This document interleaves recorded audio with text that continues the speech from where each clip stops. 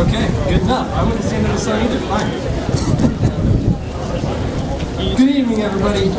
My name is Leo Glass. I'm the executive director of the Turbine Flats Project, or as I recently told my mom, the poor schlub, and that's not the word I use, but this is kid-friendly, who made the mistake of not telling Matthew Wegener no.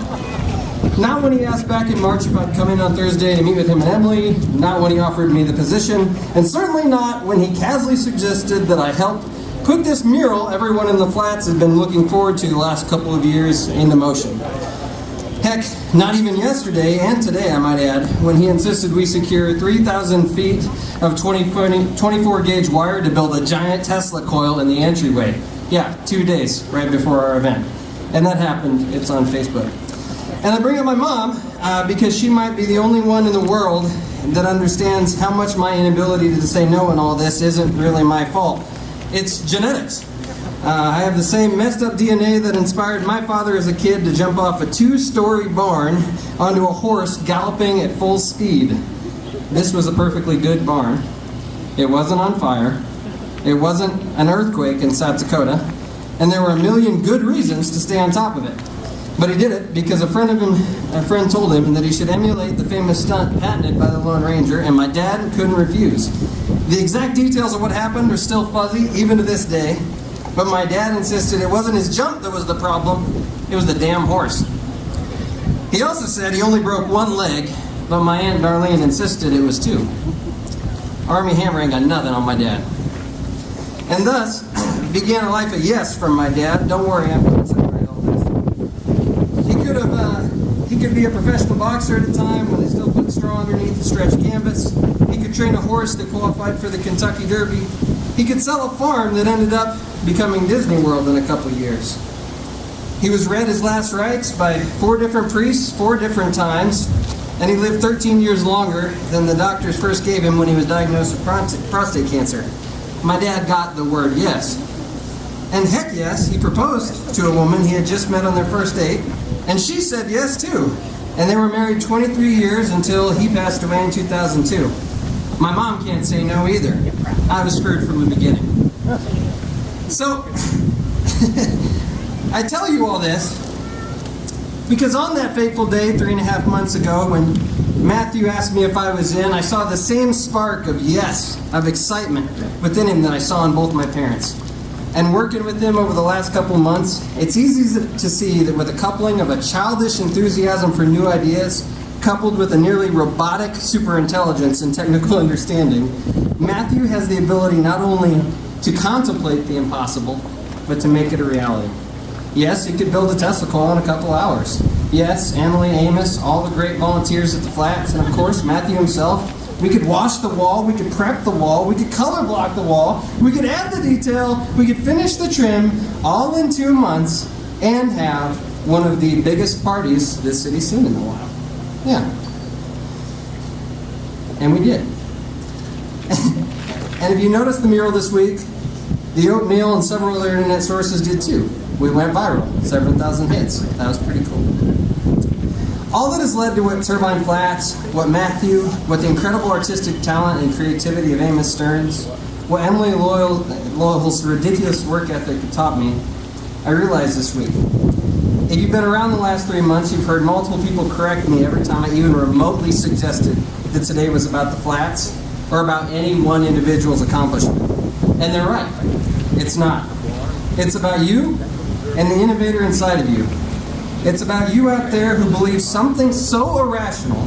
You look at someone who has more knowledge than you, more experience perhaps, straight in the eye, and you say, "You're wrong. I respect you. I love you.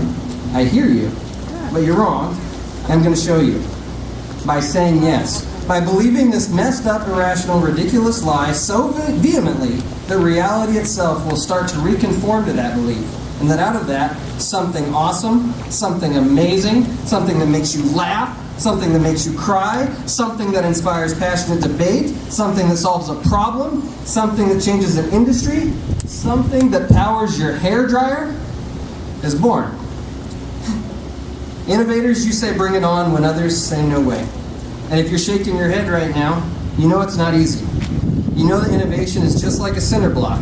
It's a bit ugly, but also important and beautifully critical to the foundation it composes all at the same time. Thank you, innovators, for not giving up. Thanks for believing. And thank you, Mr. Tesla, too, for making awesome possible. So with that, sorry, that was a while. We're thrilled that you joined us for the unveiling of Amos Stern's The Tesla Mural, which we believe is the largest painting dedicated to Tesla in the world, and hopefully something that will inspire innovation and creativity in the city of Lincoln for years to come. Amos, Matthew, Emily, and countless others have worked their behinds to ground nubs so that we could celebrate Lincoln's Day of the Innovator. Our very own mayor, Chris Beitler, and even the Lincoln Chamber of Commerce have joined us to celebrate, as well as proclaim a few things. To that end, I'd like to introduce Kurt Hesser from the Chamber of Commerce. Please come to the podium.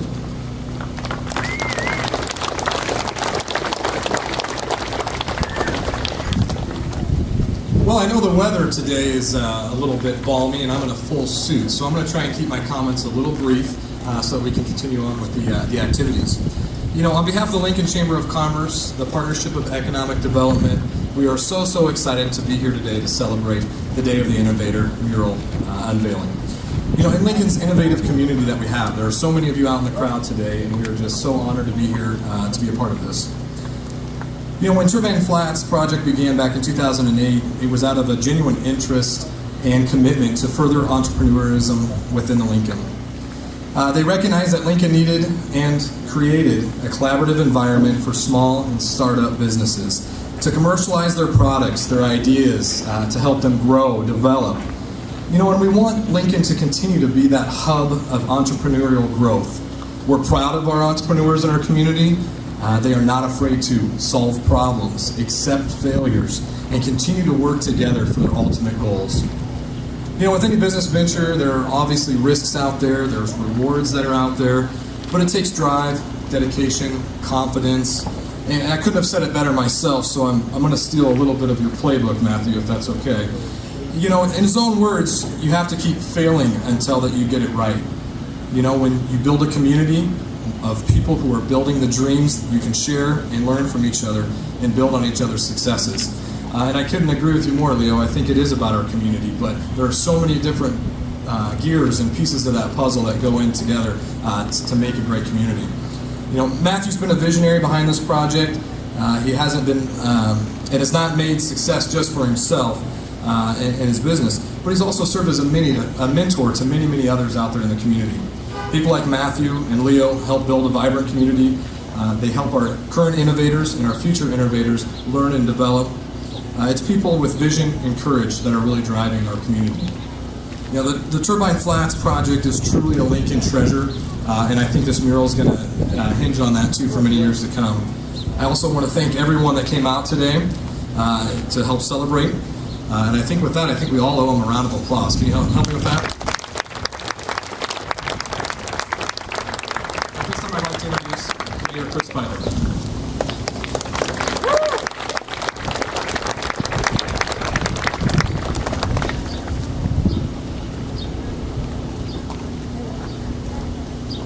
Good afternoon to you all. I feel a little bit like we're in church here. Why don't you take about 5 or 6 steps forward? Really glad to be here today. I love these celebrations of the good things that are going on in Lincoln, the expansion project here at Turbine Flats, and also, of course, the main reason we're here today, the new artwork here at Turbine Flats.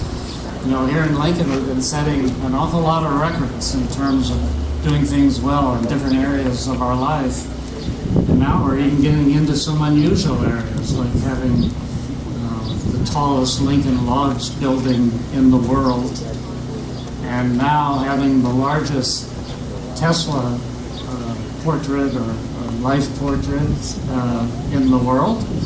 So we're doing lots and lots of different kinds of quality things, things that taken all together make life in Lincoln really good.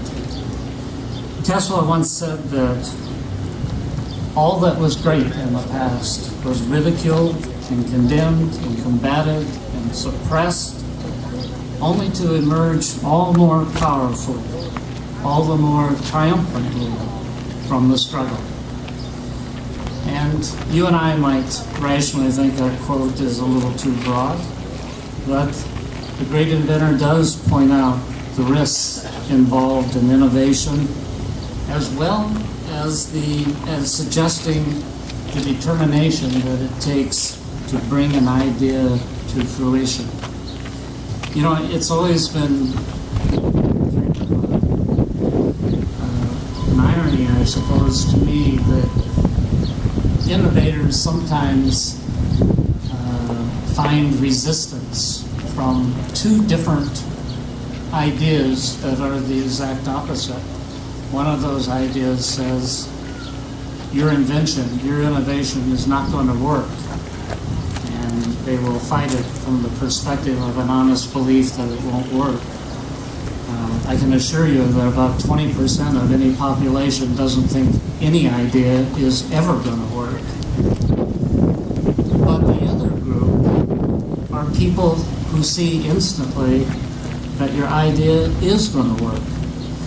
But they're the controllers of existing technologies and existing infrastructures and existing economic investments that have taken place in the past. And they too put up resistance.